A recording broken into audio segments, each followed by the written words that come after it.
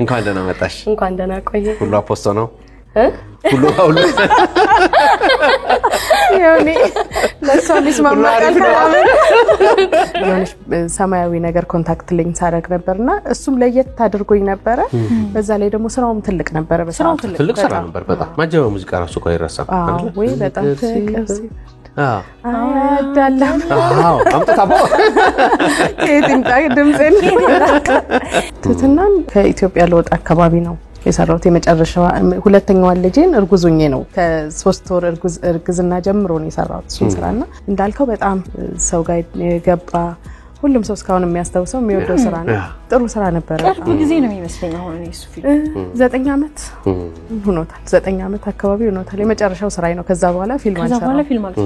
አልሰራውም እግዚአብሔር ይመስገን ጥሩ ባላለኝ ልጄም ትልቋል ልጄን አብረን ነበር ይሄድናው ጥሩ ፋሚሊ ጊዜም ስለነበረን ጥሩ ነበር ግን መጀመሪያ ጊዜ ሁሌም 1 አመት 2 አመት ከባድ ነው አብሶ እኛ ሙያ ውስጥ ላለ ሰው ከሙያው ተለይቶ ስትኖር ትንሽ ከባድ ነው ተከታች ብዙ እናትና ልጅ እኮ አይደለም የምትመስሉት አሁን በነገራችን ላይ ያያዩዋቸው ራሱ እህትማማች ነው ነንኮጽ የምርም ደግሞ ጓደኛዬ ናት በደንብ ብዙ ነገር ማማከራት እሷም እንደዛው የምታማከራኝ አንዳንዴ እንስቃለን ልብስ ሁሉ እየተቀያየርን ነው የምንለብሰው የኔ ልብስ ትለብሳለች እሷ ልብስ እንደዚህ የጓደኛ ያህል ማለት ነውና በልጅነቷ ነው የወለደችኝና የመጀመሪያ አመት አሁን በኔ እድሜ ነው የወለደችኝና ልጅነቷን ራሱ ነው ወስጃለሁ እና አመሰግናለሁ ለሁሉም ነገር ላደረግሽው ያ ሶሻል ሚዲያ I think 16 አመት ጀምሮ ነው የጀመርኩት ለቀልድ ነበር የጀመርኩት ከዛ ሰዎች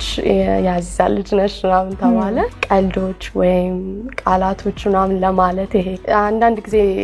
የአሜሪካ ልጆች ከባድ ቃላቶች አይችሉም ለዛሱንም ቴስት ስናደርግ ምናምን ወይም አክቲንግ ሊፕሲንግ ያደረገን አክት እናደርጋለን በሱ ምክንያት በጣም እኔም እሷም ታወቀን